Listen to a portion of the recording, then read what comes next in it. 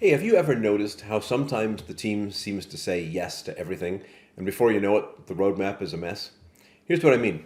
A new idea comes up in a meeting. It's a smart, thoughtful, maybe even an exciting idea. And someone says, hey, let's just get started. And just like that, it's on the roadmap.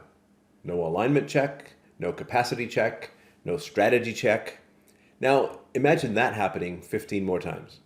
Pretty soon, your roadmap isn't a plan anymore, it's a wish list. Teams are overloaded, timelines slip, priorities blur, and you're not really executing a strategy anymore, you're just reacting. Let's dig into this. I'm going to select this, dive into the situation, and let's actually talk through what to do about it. The real issue is that there's no mechanism to say no, or not even, or even not now.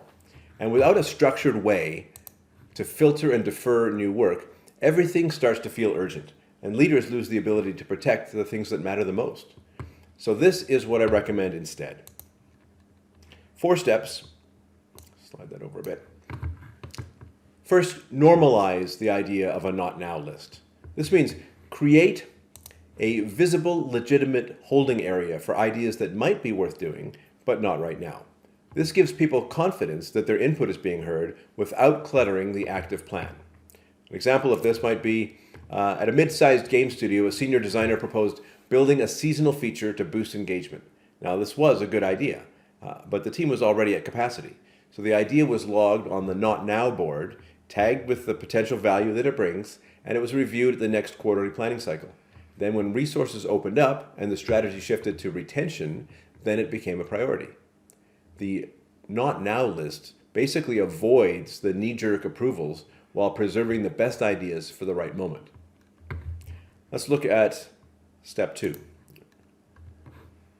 Use a strategic priority filter.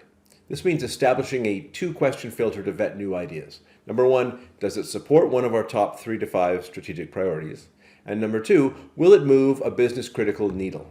Because if not, then that's a not now. So an example of this might be a product manager suggests that integrating a trending API to show market momentum. This was technically feasible, but didn't align with the company's current focus on fixing core performance issues. So the team used the filter and deferred the idea for a future planning cycle. The takeaway here was that strategic filters remove emotion and politics. They help teams say yes to what matters and no to what doesn't. Let's look at step 3. Empower teams to push back. And this means actually giving teams permission and the right language to challenge unplanned work without fear of appearing unhelpful.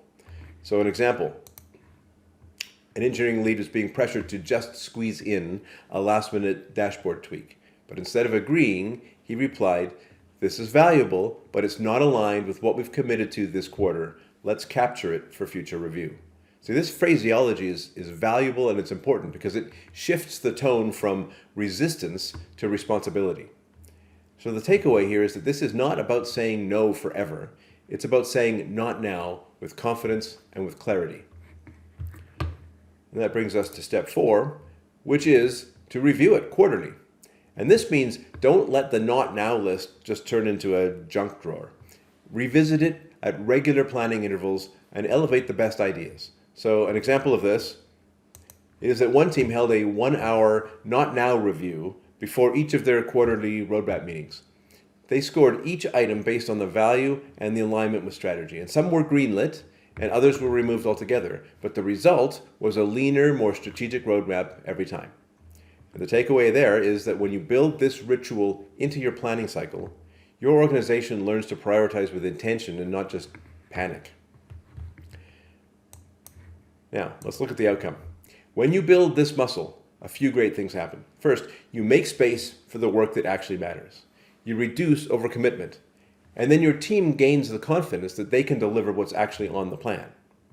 Now, if you want to go deeper into this, check out the Survive and Thrive guide that I put together. It walks you through this playbook plus 6 other high leverage moves that improve delivery without burning out the team. You can find the link in the video description.